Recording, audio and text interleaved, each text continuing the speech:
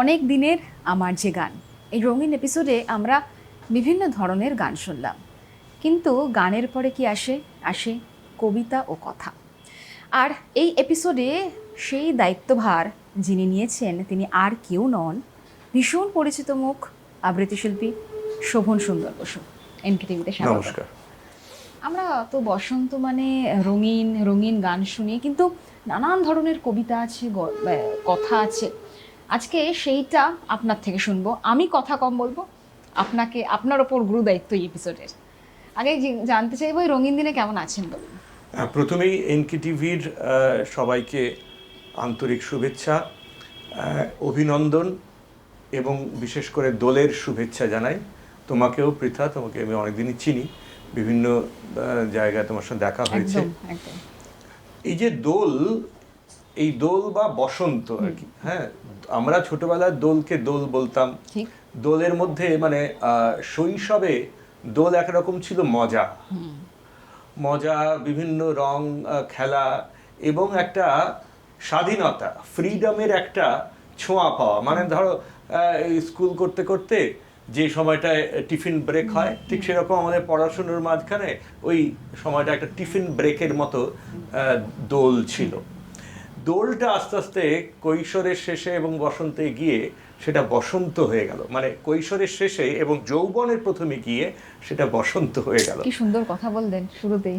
হ্যাঁ, তো মানে এটাও পাল্টায়, দোলও পাল্টায়। হ্যাঁ, সেটা এই যে বসন্ত, বসন্ত যখন জীবনে, মনে এবং শরীরে এলো, তখন তার রূপটা একটু অন্যরকম। হ্যাঁ, সেখানে শুধুই এই দোল খেলার যে সেটা, সেখান থেকে আবার দোল খেলার যে রং, রং এবং জল রং, সেটা বিদায় নিয়ে আবির এলো। ঠিক। এবং আবিরের সঙ্গে সঙ্গে রোম্যান্টিসিজমও এলো, ঠিক। আবির এবং আবির মাখানো। তো এইটাও একটা, ওই যে বসন্তের সময় বা দোলের সময় আবির মাখানো, সেটাও একটা ফ্রিডম পাওয়া গেল। মানে সেইটা মানে ওই তখনকার কিশোর কিশোরী, তরুণ তরুণীরা একটু লিনিয়েন্সি দিত আর কি। এই যে লিনিয়েন্সিটা পাওয়া, এটাও একটা সারা বছরের অপেক্ষা ছিল। হ্যাঁ, তারপরে সেটা গানে, কবিতায়, সাহিত্যে মিলে মিশে এবং প্রকৃতি মিলে মিশে একটা বসন্ত এবং দোল, যেটা মিলে মিশে গেল এবং যেটা আমরা মানে সেটাকে খুবই উপভোগ করি। আর একটা হচ্ছে যে ছোটবেলায় ওই যে দোল খেলা, সেটা আমার ছোটবেলাটা কেটেছে একটা মফস্বল শহরে, মেদিনীপুর শহরে। সেখানে আমাদের দোলের দিন একটা ওই এর মতন শান্তিনিকেতনের মতো একটা পরিবেশ তৈরি হতো। সেখানে দোলের গান, কবিতা, রং খেলা এগুলো হতো। সেটা বেশ ভালো আনন্দের ছিল।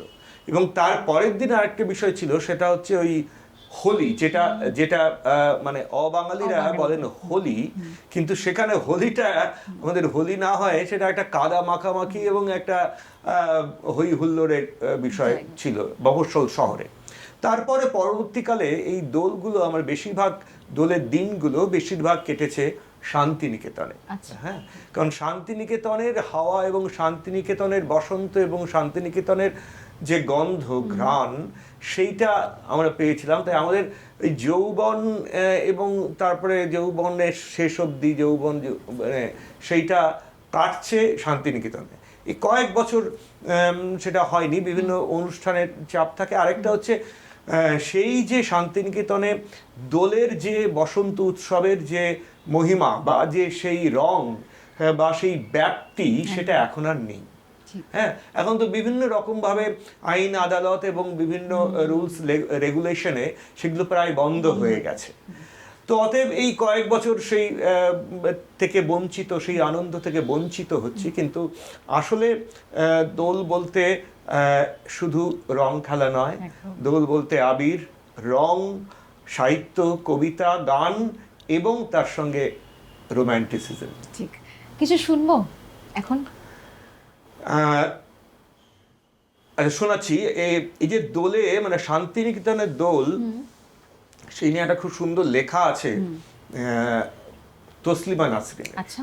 হ্যাঁ, সেইটা আমি বলবো একটু পরে। তার আগে আমি একটা অন্য কবিতা শোনাই, দোলের আরেকটা অনুভব। একদম। বসন্ত।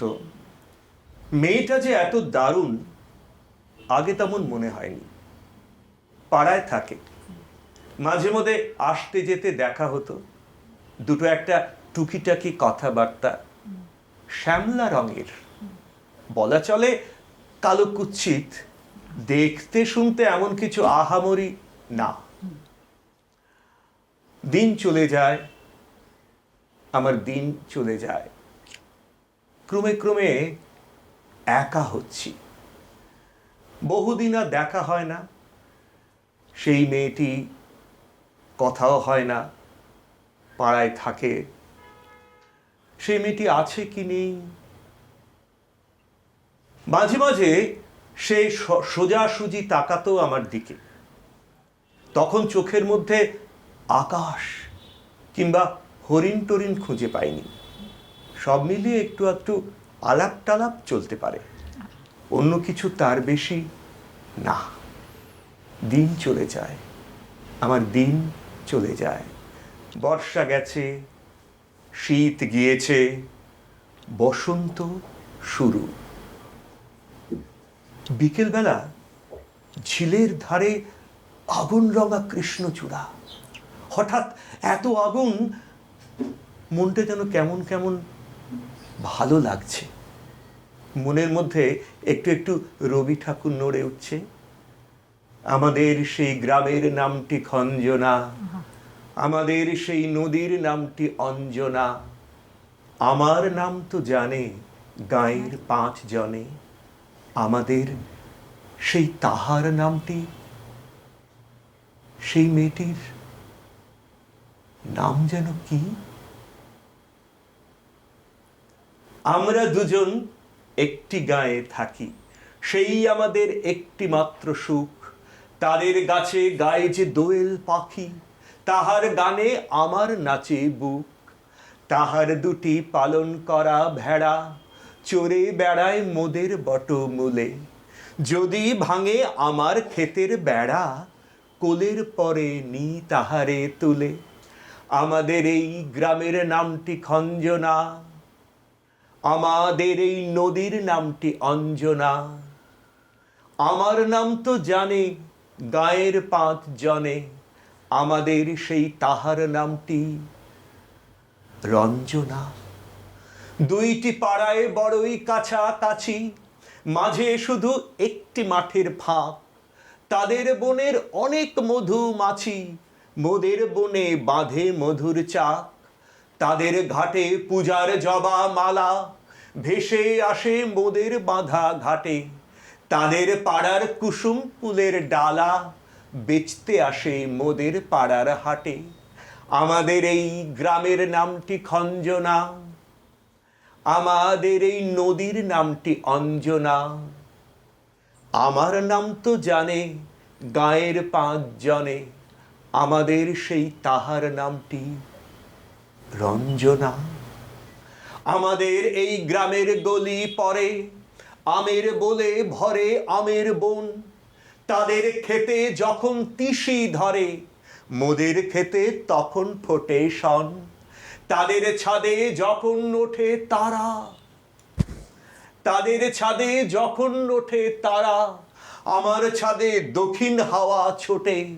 তাদের বনে ঝরে শ্রাবণ ধারা, তাদের বনে ঝরে শ্রাবণ ধারা, আমার বনে কদম ফুটে ওঠে। আমাদের এই গ্রামের নামটি খঞ্জনা, আমাদের এই নদীর নামটি অঞ্জনা। আমার নাম তো জানে গাঁয়ের 5 জনে, আমাদের সেই তাহার নামটি রঞ্জনা। রঞ্জনা, রঞ্জনা। কোথায় একটা ভেসে গেলাম। বসন্ত বোধহয় এটাকেই বলে, হ্যাঁ, যেটার মধ্যে সব কিছু আছে। বসন্ত হচ্ছে মানে যেমন প্রকৃতির মধ্যেও সবচেয়ে ভালো সময়, সবচেয়ে ঋতুরাজ বলা হয়, সেরকম জীবনের বসন্তটাও কিন্তু সারা জীবনের মধ্যে ওই সময়টাই সবচেয়ে আকর্ষণীয়। আচ্ছা, আপনি একটা বলছিলেন যে শৈশব, কৈশোর, যৌবন, বসন্ত পাল্টে পাল্টে যাচ্ছে। এখন আপনি বসন্তকে যেভাবে উপভোগ করছেন নিশ্চয়ই শৈশবে সেভাবে করেননি, কিন্তু সামগ্রিকভাবে কতটা পরিবর্তন হয়েছে? মানে প্রকৃতি, পরিবেশ, পরিস্থিতি, মনে হয় যে এই হ্যাঁ, বসন্ত এই বিষয়টা হচ্ছে যে পুরোটাই পরিবর্তিত হয়ে গেছে। ওই বলেছিলাম যে তখনকার বসন্ত মানে সেটা শান্তিনিকেতনের বসন্ত উৎসবকে দেখলেই বোঝা যায় যে তখনকার বসন্তের যে প্রকৃতির সঙ্গে বিলীন হয়ে যাওয়া এবং ওই ন্যাচারাল যে বিষয়টা ছিল সেইটা তো এখন অনেকটা কৃত্রিম হয়ে গেছে। এবং সেটা তো মানে আমাদের জীবন, সমাজ সবকিছুই পরিবর্তন হয়ে গেছে। এখনকার ছেলেমেয়েরা তো বসন্তটাকে ঠিক ওইভাবে দেখে না, অন্যভাবে দেখে। কিন্তু তার মধ্যে থেকেও যদি প্রকৃতির ছোঁয়া না থাকে তাহলে যেমন ভাবে শৈশব কৈশোরগুলো মানে ক্রমশ সংকুচিত হয়ে যায়, সেরকম ভাবেই হচ্ছে। সেটা আমাদের খুবই আমার পরবর্তী প্রজন্ম, আমার মেয়ে, তাদের জন্যও আমার একটা খারাপ লাগা রয়েছে। এইটা কিন্তু মানে সব দিক থেকেই যেমন সমাজের একটা মানে পরিবর্তন হচ্ছে, পরিবর্তন, কৃপণতা, সেই কৃপণতাটা এসে গেছে। কিন্তু আমরা তো ভালো নিয়ে বাঁচি।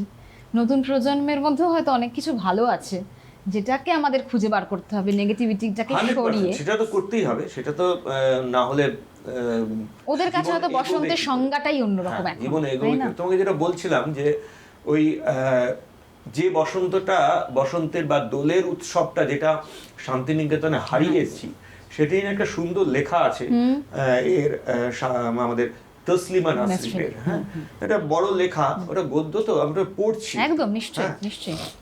ওরে গৃহবাসী খোল দ্বার খোল, লাগলো যে দোল, জলে স্থলে বনতলে লাগলো যে দোল। গানটি শুনতে শুনতে ঘুম ভাঙলো। আচ্ছা, সেদিন দোলের দিন, শান্তিনিকেতনে বসন্ত উৎসব। আমরা গৃহবাসী দ্বার খুলে আম্রকুঞ্জের দিকে এগিয়ে গেলাম। যেন ঋতুরাজ এসে আম্রকুঞ্জেই আজ বসেছে, তাকে নিয়ে হবে আনন্দ উৎসব আমাদের।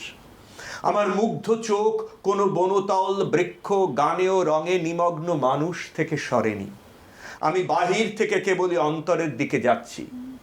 মানুষের মধ্যে এখনো এত সুস্থতা, এত সৌন্দর্য আমাকে বড় অবাক করে দেয়। আমরা তৃতীয় বিশ্বের কঙ্কালসার জাতি, আমরা কি করে ধারণ করি এমন অমূল আনন্দ? ভোরবেলা থেকে বসন্তের গান, বাসন্তী রঙের শাড়ি পরে নাচ, লক্ষ মানুষ সেই সুরে ও ছন্দে মেতে আছে, আমিও মিশে আছি স্রোতে। রবীন্দ্রনাথের শান্তিনিকেতনে দাঁড়িয়ে আমারও মনে লেগেছে দোলের দোলা। এত গভীর করে এর আগে বসন্তকে গ্রহণ করিনি। এর আগে বসন্তের উতাল হাওয়া এমন লাগেনি গায়ে, এমন বাসেনি ভালো পৃথিবীর আলো, হাওয়া, মাটি ও মানুষ। গা পেতে সকলে সকলের আবির নিয়েছে। মাঠে, আম্রকুঞ্জে, কলা ভবনে, সঙ্গীত ভবনে আবির ছড়ানোর উৎসবে সকলের কণ্ঠে ছিল গান, সকলের শরীরে ছিল নৃত্য। আহা, যারা এই সুখের স্বাদ পায়নি তাদের জন্য বড় মায়া হয় আমার। রবীন্দ্রনাথকে এত কাছ থেকে দেখতে কেমন জানি লাগে। তার স্মৃতি ও স্বপ্নের গভীর নিকটে দাঁড়িয়ে আমি ভুলে গিয়েছি আমার সারা জীবনের শোক। আমি আবির ছড়িয়ে দিয়েছি আমার মনে, নানা রঙের আবিরে আমি এখনো প্লাবিত। রাতে কোপাই নদীর ধারে পূর্ণিমার জলে ভিজেছি। আমার সারা শরীরের বেদনা ধুয়ে দিয়েছে সাদা জ্যোৎস্নার জল। চাঁদের সঙ্গে আমরা খেলেছি অপরূপ খেলা। কে বলে যে কোপাইয়ে জল নেই, শুকিয়ে কাঠ? জ্যোৎস্না এত জল ফেলেছে কোপাইয়ে, এত জল, এত স্নিগ্ধ স্বচ্ছ জল। কোপাইয়ে জলে আমিও ডুবেছি শতবার। বসন্ত উৎসবকে বলেছি আবার দেখা হবে, আবার আমি আবির ছড়িয়ে দিতে বোলপুরের দগ্ধ মাটিতে ভালোবাসা জল ছিটোতে আসব। দেখা হবে। উত্তরায়ণকে বলেছি দেখা হবে, ছাতিমতলাকে বলেছি দেখা হবে, উপাসনালয়, আশ্রম, আম্রকুঞ্জ সকলকে বলেছি দেখা হবে। রামকিঙ্করের সাঁওতাল রমণকে বলেছি দেখা হবে, বুদ্ধকে বলেছি, সুজাতাকে বলেছি কালোর দোকান। সুবর্ণ রেখাকে বলেছি দেখা হবে, দেখা হবেই, যদি গান ভালোবাসি দেখা হবে। ঝাউবনকে বলেছি, সাইকেলে চেপে ছুটে যাওয়া রবীন্দ্র তরুণকে বলেছি দেখা হবে। ধুলো, বালি, ঘাস, পাথরকুচিকে বলেছি দেখা হবে। দেখা তো হবেই। কোপাই, তোমার সঙ্গে আবার দেখা হবে। আবার পূর্ণিমায় আমি অমন আনন্দে মাতব। আবার সব দুঃখ ধুয়ে নিতে জ্যোৎস্নার জলে জীবন পেতে দেব। এখনো প্রতি ভোরে আমি খুব গোপনে গোপনে লক্ষ্য করি কে যেন ডাকে আমাকে। সূর্য ওঠার আগে আমাকে কেউ ডাকে, খুব নিবিড় করে ডাকে। ডেকে ডেকে বলে, ওরে গৃহবাসী, খোল, দ্বার খোল। আমি দ্বার খুলে ভোরের সূর্যোদয় দেখি। ছবিটা এঁকে ফেললাম, পৌঁছে গেলাম শান্তিনিকেতনে। অসাধারণ। এটার এত সুন্দর বর্ণনা খুব একটা লেখা হয়নি। সবটা বলে, হ্যাঁ মানে সবটা, কোপাই থেকে শুরু করে কোপাইয়ে জল নেই, সবটা বলে দিচ্ছে। আপনার শান্তিনিকেতনে নিশ্চয়ই খুব ভালো কিছু অভিজ্ঞতা আছে। শান্তিনিকেতনে আমার হ্যাঁ অভিজ্ঞতা প্রচুর আছে, খুবই আছে। যেমন ধরো একটা অভিজ্ঞতা, গুরু জিতেন সিং ছিলেন না, ডান্সার, চলে গেছেন। সেইখানে ওই যে মূল অনুষ্ঠানটা হয় বসন্ত উৎসবের, সেই মূল অনুষ্ঠানটা হয়ে গেছে। তারপরে এবারে আবির খেলা হচ্ছে বিভিন্ন জায়গায়, এরকম গোল হয়ে বসে বসে আবির খেলা হচ্ছে।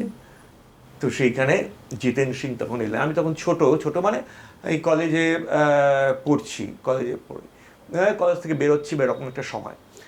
জিতেন সিং তো খুব ভালো নাচতেন, তো আমাকে চিনতেন। আমি অনেকদিনই শান্তিনিকেতন যাতায়াত, এবং সেই সূত্রে আমি তো কণিকা বন্দ্যোপাধ্যায় বাড়িতেও গিয়েছি, ওদের ওখানে কবিতা বলেছি।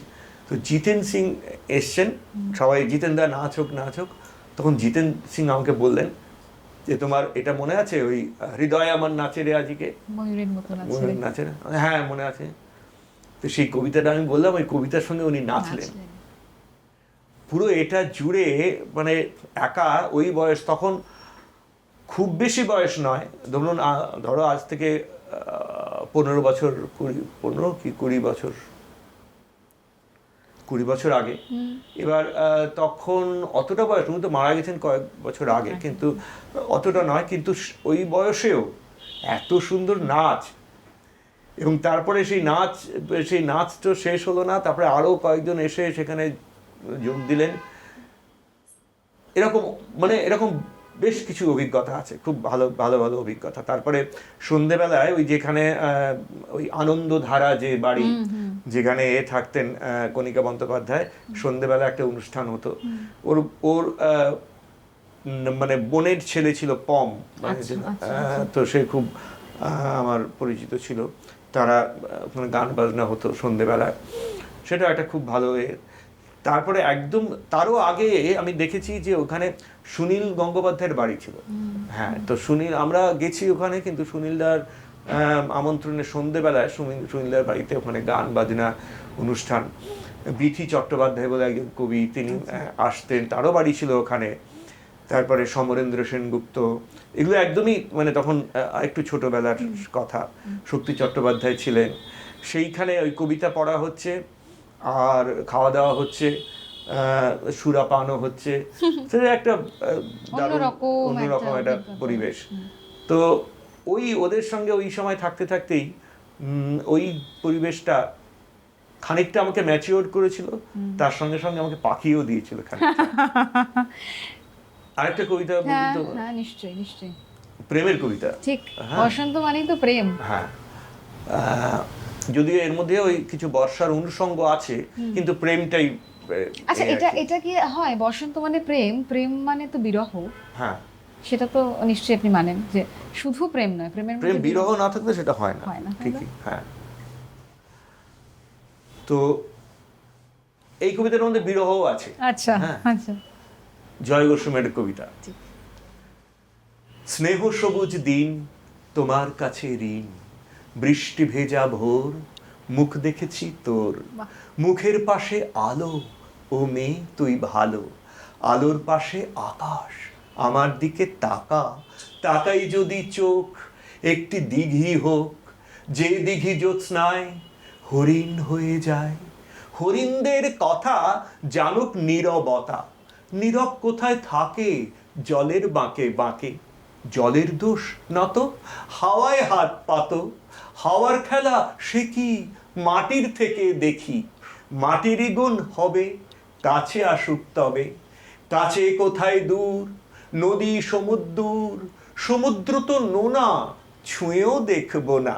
ছুঁতে পারিস নদী, শুকিয়ে যায় যদি, শুকিয়ে গেলে বালি, বালিতে জল ঢালি, সেই জলের ধারা ভাসিয়ে নেবে পাড়া, পাড়ার পরে গ্রাম। বেড়াতে গেছিলাম, গ্রামের কাছে কাছে নদী শুয়ে আছে, নদীর নিচে সোনা, ঝিকোয় বালু কণা। সোনা খুঁজতে এসে ডুবে মরবি শেষে, বেশ ডুবিয়ে দিক, ভেসে উঠবো ঠিক। ভেসে কোথায় যাব, নতুন ডানা পাবো, নামটি দেব তার সোনার ধান। আর বলবো শোনো এই, কষ্ট দিতে নেই, আছে নতুন হাওয়া, তোমার কাছে যাওয়া আরো সহজ হবে, কত সহজ হবে। ভালোবাসবে তবে, বলো বলো বলো, ভালোবাসবে কবে? আপনার একটু বসন্তের প্রেম নিয়ে একটু শুনবো। বসন্তের প্রেমটা কেমন?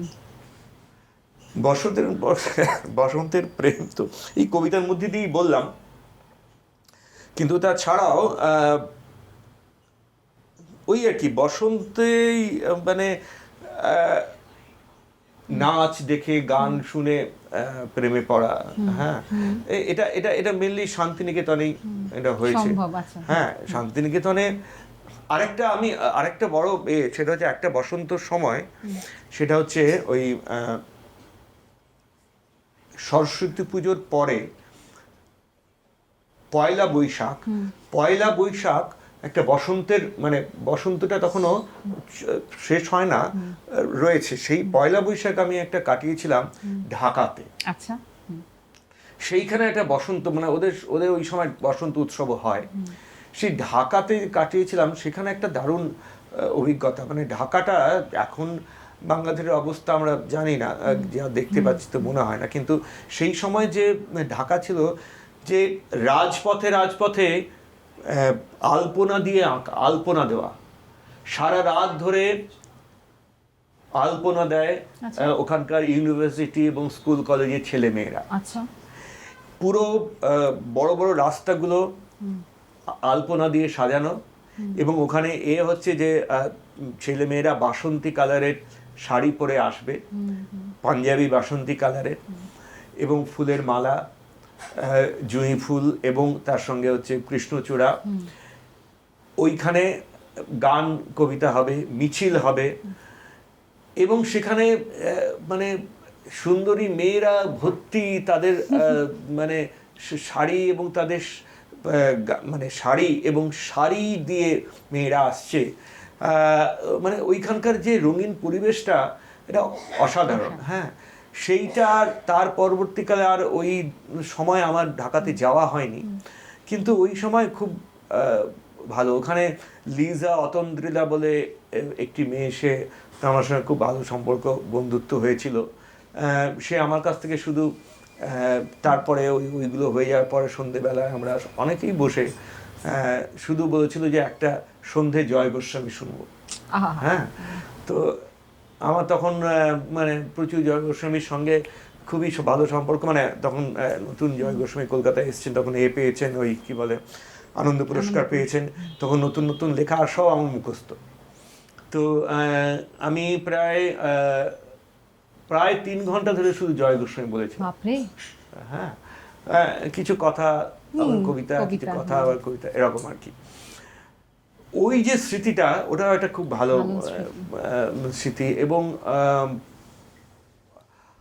ওখানে তখন গান কবিতা, ওই ছেলে মেয়েদের মধ্যে ধর্ম মানে নির্বিশেষে, হ্যাঁ, ধর্ম সম্প্রদায় নির্বিশেষে গান কবিতা এত ভালোবাসতো সেই সময় সবাই। আমি জানি না যে ওই যে মনগুলো, ওই যে মানসিকতাগুলো কি হলো এখন হারিয়ে সেটা জানি যাচ্ছে। না। হ্যাঁ, কিন্তু ওই সময়টা আমার খুব একটা, ওই দিনগুলো দারুণ কেটেছিল। ভালো স্মৃতি। আমরা একদম এপিসোডের শেষ পর্যায়ে, এপিসোডের শেষ করব আপনাকে দিয়ে। আপনি যদি কিছু পড়ে আমাদের শোনান। ও মেঘ, তুই পাথরে কেন বৃষ্টি আনিস? তুই কি জানিস না পাথরের নেই ডানা, সে উড়তে জানে না, তার বুকে নেই ভালোবাসার গান। তাই কি ভাবিস দেখতে দেখতে পাহাড়, ঘুমের পাহাড়, পাথর পাহাড় জেগে উঠল? ও কে মাদল বাজায়, ও কে নাচায় আকাশ, নাচায় বাতাস? ও মেঘ, তুই 3 পাহাড়ে ছুঁড়ে দিয়েছিস এ কি কঠিন ভালোবাসা, পাথরে তার টান লেগেছে। আমার সেই গল্পটা এখনো শেষ হয়নি, শোনো। পাহাড়টা আগেই বলেছি ভালোবেসেছিল মেঘকে, আর মেঘ কিভাবে শুকনো খটখটে পাহাড়টাকে বানিয়ে তুলেছিল 26 বছরের ছোকরা, সে কথা তো আগেই শুনেছ। সেদিন ছিল পাহাড়টার জন্মদিন। আচ্ছা। পাহাড় মেঘকে বললে আজ তুমি লাল শাড়ি পরে আসবে। মেঘ পাহাড়কে বললে আজ তোমাকে স্নান করিয়ে দেব চন্দন জলে। ভালোবাসলে নারীরা হয়ে যায় নরম নদী, আর পুরুষেরা জ্বলন্ত কাঠ। সেভাবেই মেঘ ছিল পাহাড়ের আলিঙ্গনের আগুনে, আর পাহাড় ছিল মেঘের ঢেউ জলে। হঠাৎ আকাশ জুড়ে বেজে উঠল ঝড়ের জগঝম্প। ঝাঁকড়া চুল উড়িয়ে ছিনতাইয়ের ভঙ্গিতে ছুটে এলো এক ঝাঁক হাওয়া। মেঘের আঁচলে টান মেরে বললে ও ছুরি তোর বিয়ে। এখনো শেষ হয়নি গল্পটা। বজ্রের সাথে মেঘের বিয়েটা হয়ে গেল ঠিকই, আচ্ছা। কিন্তু পাহাড়কে সে কোনোদিনই ভুলতে পারলো না। বিশ্বাস না হয় তো চিরে দেখতে পারো পাহাড়টার হাড় পাঁজর, ভিতরে থই থই করছে শত ঝর্ণার জল, ভিতরে থই থই করছে শত ঝর্ণার জল। এরপর সত্যি কিছু বলার থাকে না। খুব ভালো থাকুন, আগামী দিন খুব ভালো কাটুক, রঙিন কাটুক। তোমাদেরও এবং এনকেটিভি সবাইকে যেন আগামী দিন আরো ভালো, আরো রঙিন, আরো সুন্দর কাটে। আপনারা দেখতে থাকুন এনকেটিভি বাংলা।